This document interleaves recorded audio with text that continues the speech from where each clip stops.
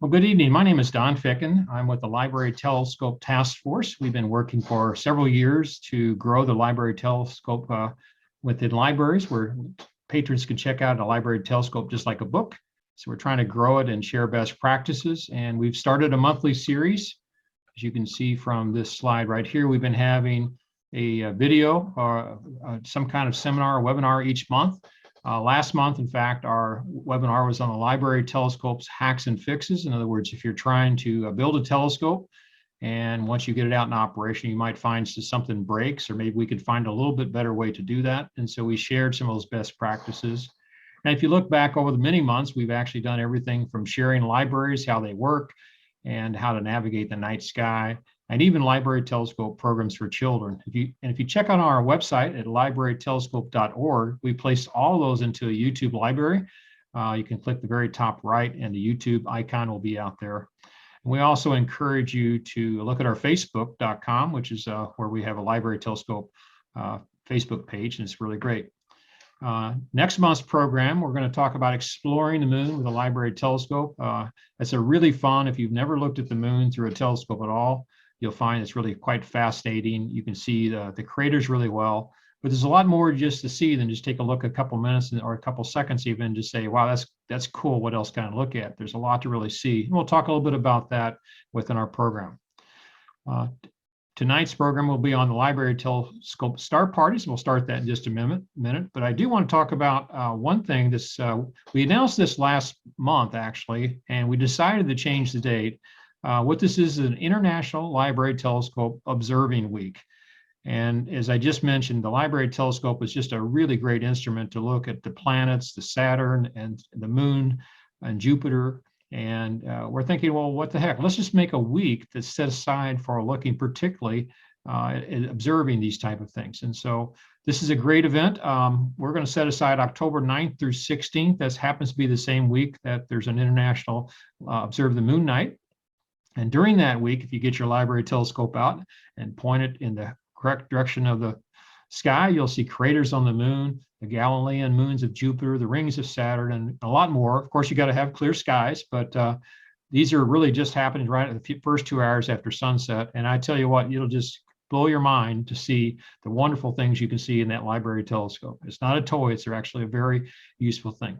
So with that, I'm going to turn it over to the program tonight, and we're going to talk about our library telescope star parties. And I'm going to stop sharing, and I'm going to introduce Chuck Sims, who's going to bring up his screen. And Chuck has been, I've worked with Chuck actually several years on library telescope programs, and he's helped build telescopes. He's helped run telescopes in a whole library system, and he does a lot of star parties.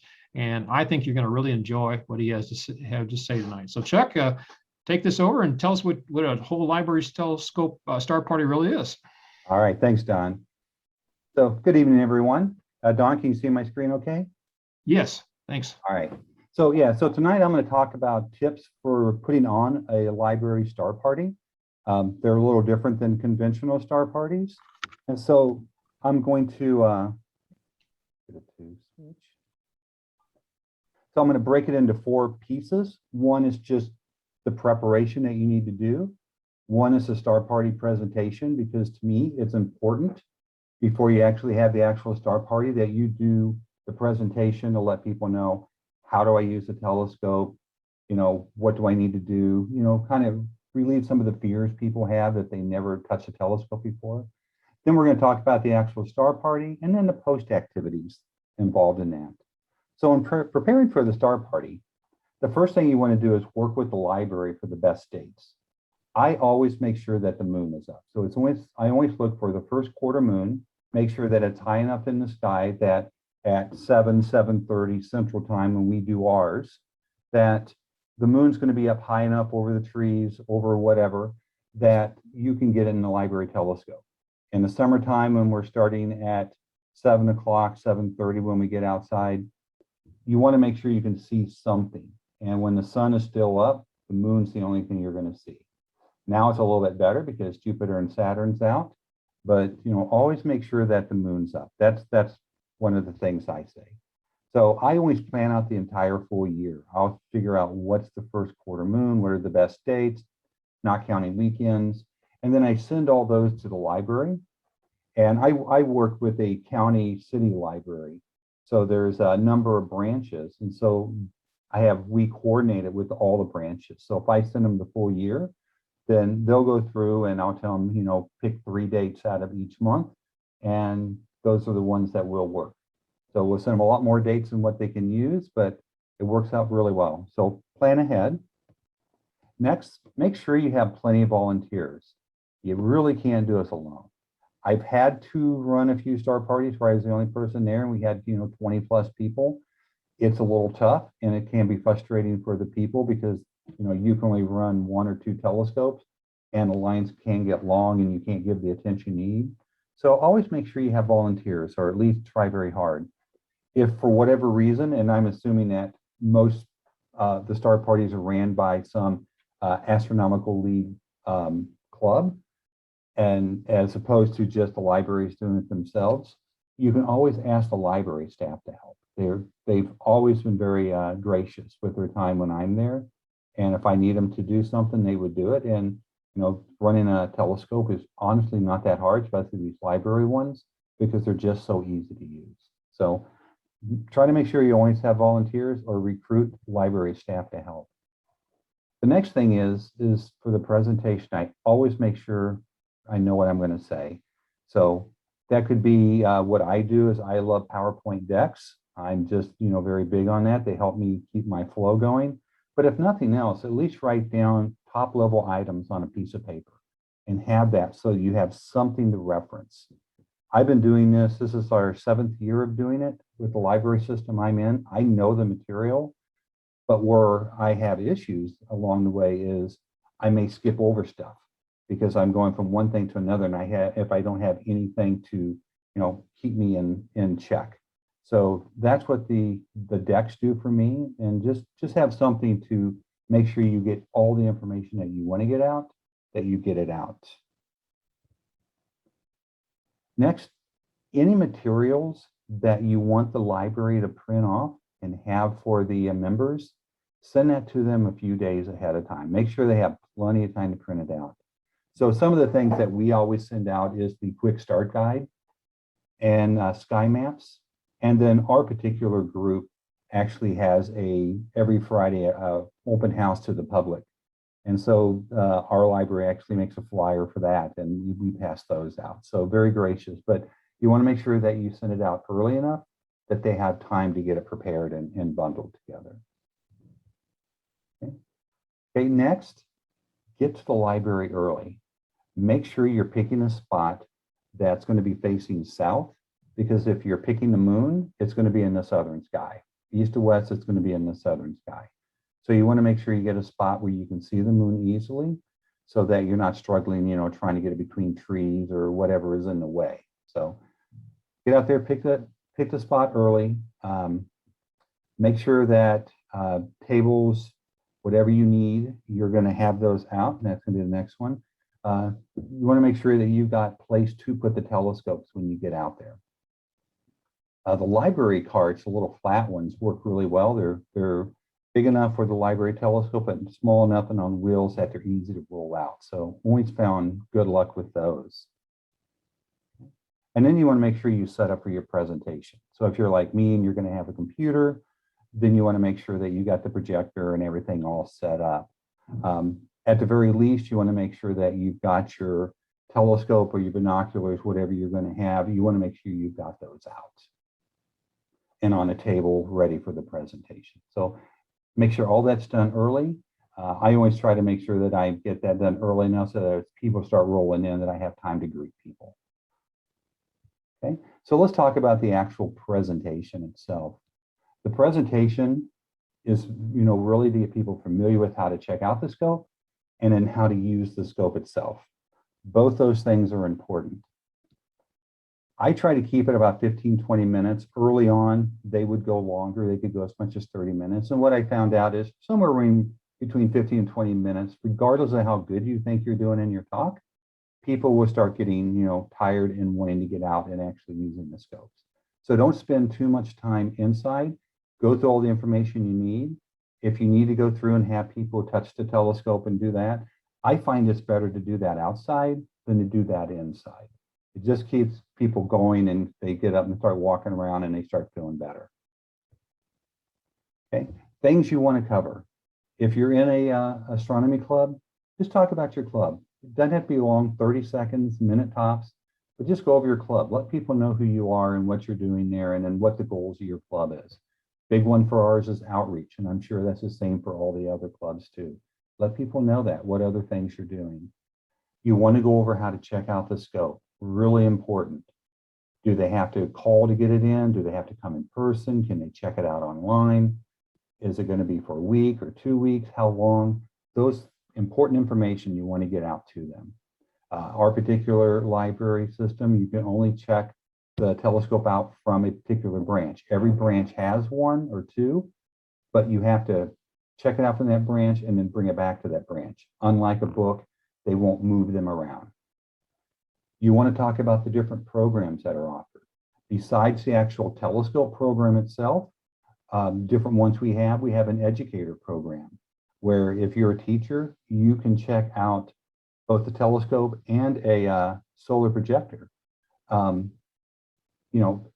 particular weeks that you're going to be doing the astronomy series. So it's not a first come, first serve. You're actually requesting it way ahead of time. Great program. We have binocular programs. Not everyone has those yet, but they're fantastic. So make sure you cover all the different programs. You want to cover how to use the programs, the zoom eyepiece, the red dot finder. How do you use binoculars? How do you get them sighted in? So cover those things. Review the fanny pack. It's really important.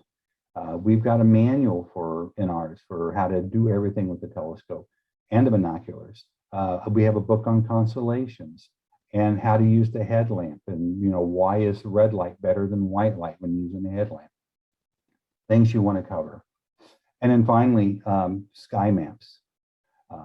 We go to skymap.com, fantastic website, free download. You get a great printout. And this really helps people understand the night sky. Show them how to use it. Easiest thing is, face south, put your thumb on the south on the paper, put it above your head, and then you explain to them how what you're seeing on paper is going to be how the night sky looks too. And then they find that easier to find things. Okay? And then you want to make sure you spend at least a minute or two answering questions. Sometimes we get no question. Other times we'll spend 10 minutes answering questions. And when we get lots of questions like that, what I usually do is some of the volunteers will go on out. We'll tell people, hey, if you're ready to go out, go out. If you got questions, stay in and I'll finish answering them. But we want to make sure that we have time for people to ask questions. And they'll ask more outside, but they could like to get a lot out of the way. All right. So now let's talk about the star party. Make sure you've got enough telescopes so that there's not a long line. So if you go there and you've got one library telescope and you've got 30 people, you're going to have a long line. So just make sure you've got enough telescopes. And if you don't have enough library scopes, try to have other scopes there too, just so people have something to work with. So people aren't waiting just for that one. If you can bring a larger scope, do that. Generally, we'll have at least an 8-inch or a 10-inch Dob out with us. People love the library telescopes, but they really love looking at the bigger ones. So when you're showing Saturn and you see in the library telescope, you can see the rings, but then you see it a little bit bigger in a 10-inch scope, that really makes an impact on people.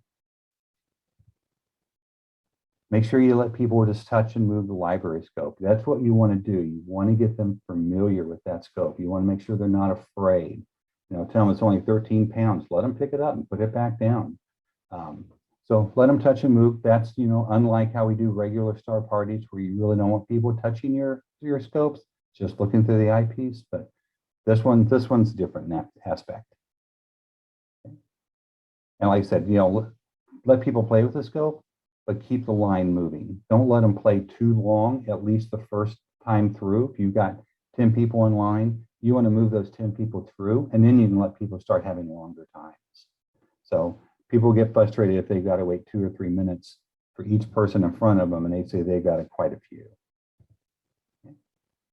People like to take pictures to the telescope, and I've seen some great pictures people have taken. But I always have people wait before they take pictures until everyone's gone through and looked at it once and had a chance to touch it. Because Pictures are great, but unless you got a really steady hand, they can be somewhat awkward and hard to do just by holding it without any kind of apparatus. So I always make sure that, they wait until everyone's gone through. And then another trick I do is, especially if I can see an energetic kid, I'll let them come up first, train them on the telescope, take that, 30 seconds to a minute, let them go through all the stuff, ask them if they're comfortable. They say, yeah, and I go, all right, the scope is yours. And at that point, they just smile and they're going through and they're letting other people come through and look at it and they're showing them how to do it. And it gives them a sense of accomplishment and a sense of purpose. And it makes it easier on you because now you can actually talk to the public or run another scope. All right. So after the star party, help the library staff clean up. So if you're bringing out tables and carts, help them bring them back in.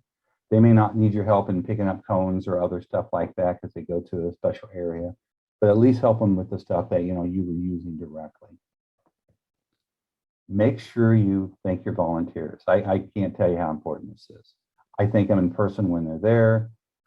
I make sure they're acknowledged in our club newsletter. As a general rule, I try to send out an email after the star party just to let everyone know, hey, we had a star party here. Here's what we covered. Here's what we got to see. Here's, thank you for these volunteers. So make sure you thank people. It really does make a difference. And then I always track who in the club helped. In fact, I track anyone that helps if they're in the club or not, because I just think that's important. So I can tell you every star party that we've had over the last 7 years. I can tell you when it was, who was there, and how many people attended. And it really helps. And the reason it helps is because now the Astronomical League has a library telescope award. And, it really doesn't take a lot to get the silver award. It's just 20 hours of activity, the gold at 100. And, there's that absolutely gorgeous pin that comes with the gold. So you helping out by tracking this really goes a long way for your volunteers and makes them feel kind of appreciated. Okay. And just in general, here's some pictures that we've taken. So you can see here's a little girl using a telescope and a little boy using binoculars on the right. On the left, this is one of our club scopes that we had out there. It's an 8-inch Dob. So it's one of the bigger scopes we had out there. On the right, that's me giving one of the outside talks. Because right now with the COVID, we can't do lectures inside. So we do everything outside. And instead of using PowerPoint, you can see I've got some large poster boards. The library printed up 5 and I condensed my my spiel to that. So works out really well. Here's some more. We got a little SET on the left with you can see we got a few people in line there. And the right got a little girl just looking through, being held up.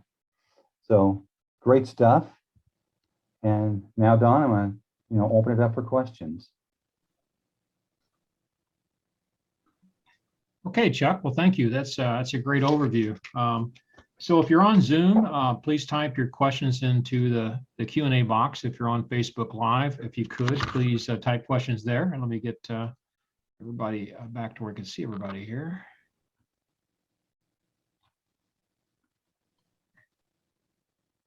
All right. So Chuck, I'm looking for questions on Facebook and Zoom right now. I don't see anything quite yet. Let's just talk a few minutes about COVID. How's this changed for you for COVID as far as just being able to, how does this compare right now compared to what you used to do? And what do you foresee eventually going forward as far as the way that you do it, inside, outside kind of thing? Yeah, so back in 2019, we probably did at least 3 programs a month, sometimes 4 at the libraries, starting in usually April and going through November. And then last year for 2020, we didn't do any. I mean, COVID just shut it down altogether. And so we actually, did some videos and put on YouTube in order to help satisfy people's need to understand, how to use the scope and stuff. So those are out there for people to use. Go to our site, and get some great information there. But then for this year, they opened it back up. They didn't open it up. I think it was July was the first time. I can't remember if it was June or July.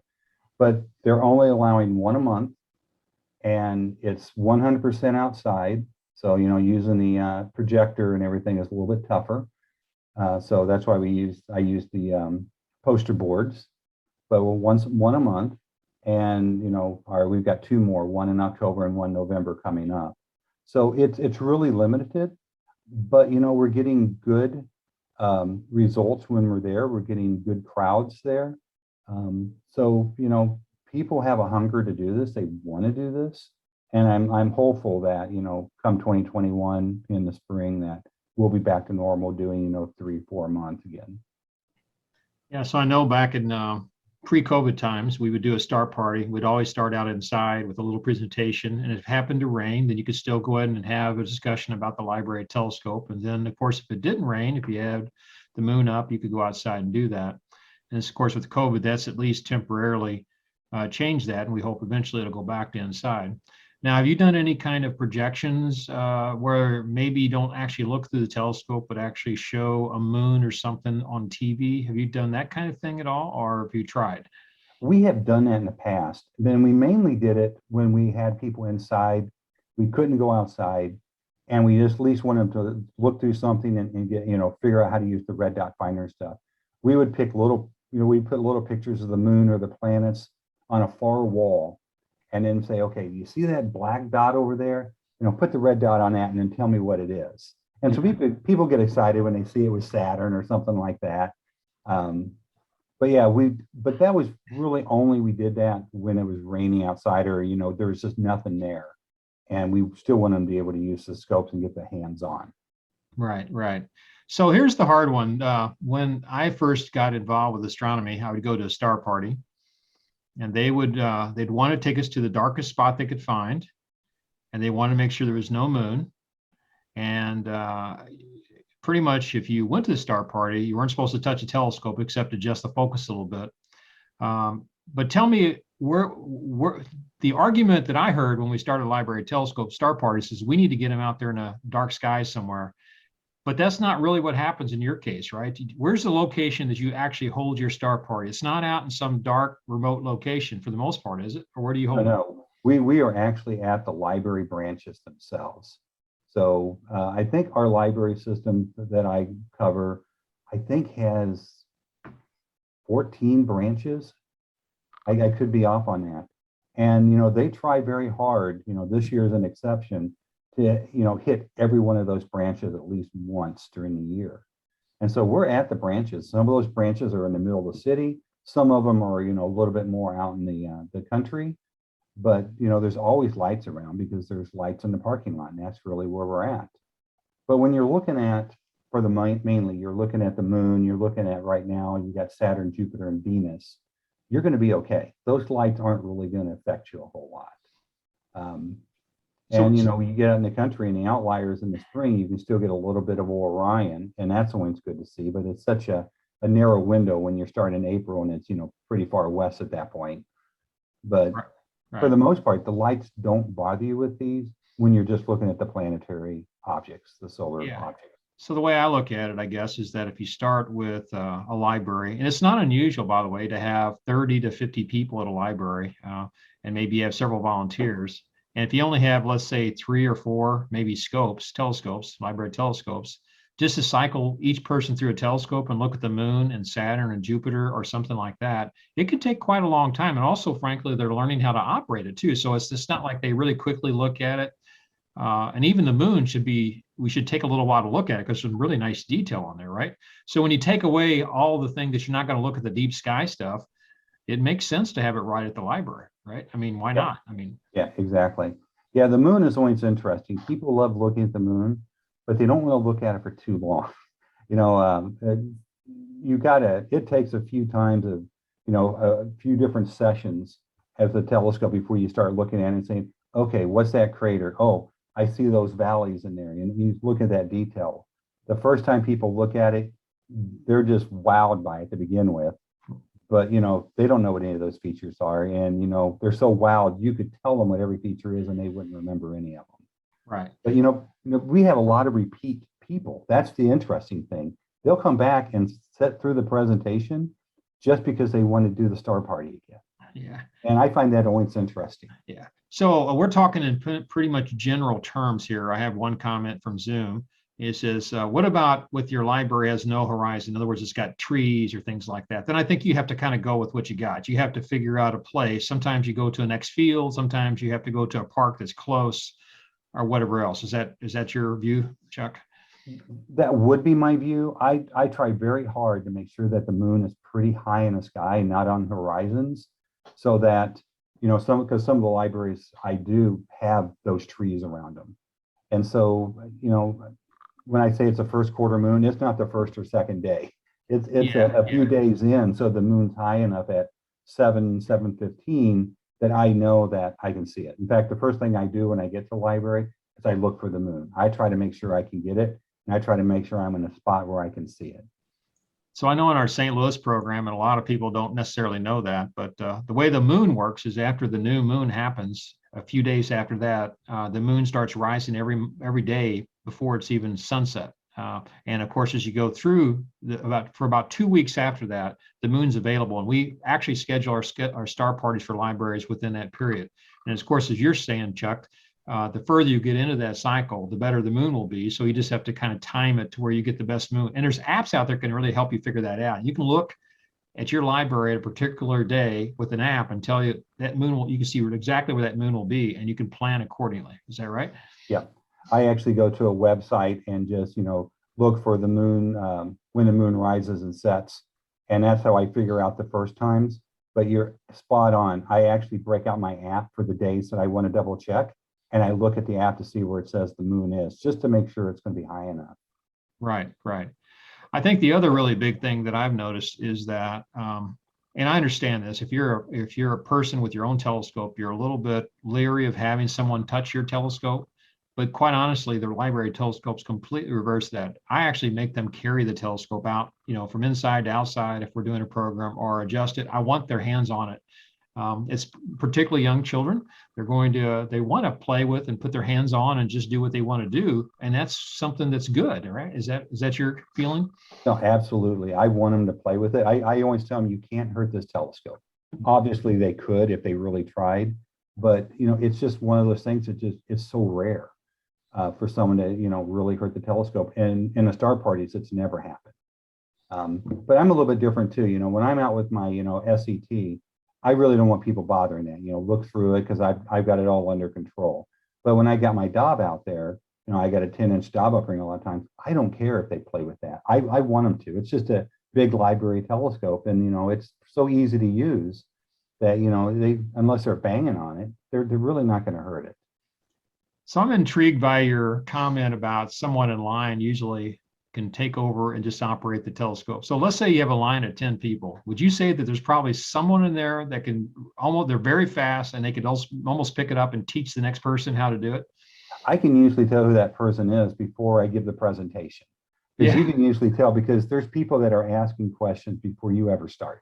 So, that's one of the things I do. I try to greet everyone when they come in, and you kind of get a feel for the people. And it's usually these younger kids, but there's some adults that are that same way. They're the ones that are smiling. They're the ones that are raising their hands. They're the ones that, you can just tell they're energetic about it. They love this. So when we get outside, I usually call them up first and, say, hey, let's do this, this, and this. You good?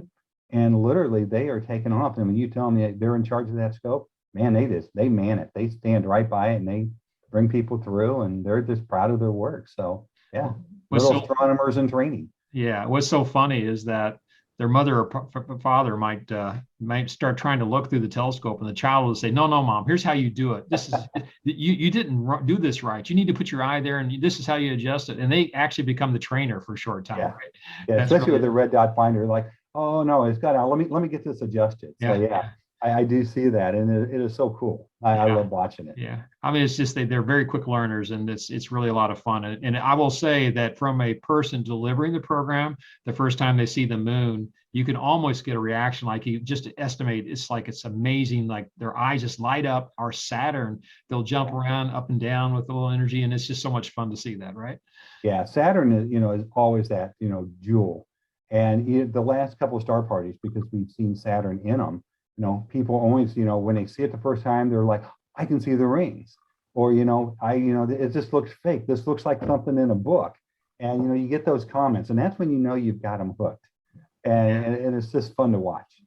And it's not NASA, it's real live stuff. So all the air conditions that might make it difficult to see something, the weather, the clouds passing in front of the eyepiece, all that's real live science. And that's really the great thing about that. So we're going to wrap up here, Chuck. Is there anything else that you want to mention to everybody? I know that you've done a great job here and you've had a lot of experience. So what would you say to people? Should they give it a try?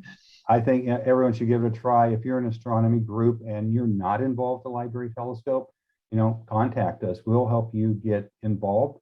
We want to get more groups. We want to get more libraries involved.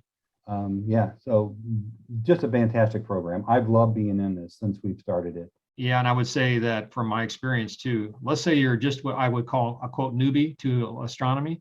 You can teach somebody very quickly how to become a trainer. In other words, a newbie, how to work with the public to do these programs. I mean, literally within a few minutes, people are operating the telescope and they can begin showing the public how to do it. And that makes them look like a star. And I mean, pun intended here, right? This is really a great way to get people engaged in the telescope program and in astronomy. So that's wonderful. Absolutely. Absolutely. Well, thank you, Chuck. And everyone, join us next month. We'll have a program on exploring the moon, and we'll place this on our YouTube library. It'll probably be sometime tomorrow, but you can also check it out on Facebook. Obviously, it'll replay on Facebook. But check out also our other, we've got a lot of great library YouTube programs on everything from exploring the night sky, just across the board, the things I was showing you a while ago, and they're all on YouTube. So enjoy that. And thank you, Chuck, for spending your time tonight with us and explaining, sharing your knowledge on the Library Telescope program. Thank you. Thanks, everyone.